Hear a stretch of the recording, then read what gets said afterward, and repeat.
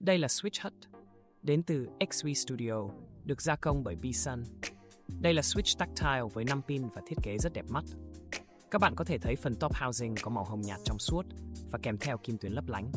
Switch có cấu tạo top housing bằng PC, stem OK, bot housing PA12 với lực bottom out khoảng 49 gram và lực kích hoạt vào khoảng 40 gram. Lò xo một tầng 20,5mm, nhận tín hiệu ở 2mm và kết thúc hành trình ở 3,5mm. Switch đã được pre-loop từ hãng. Anh em đã dùng qua chưa? Trải nghiệm của anh em thế nào? Hãy để lại comment cho mình biết nhé. Và mình là Switch Review. Hẹn anh em ở video tiếp theo.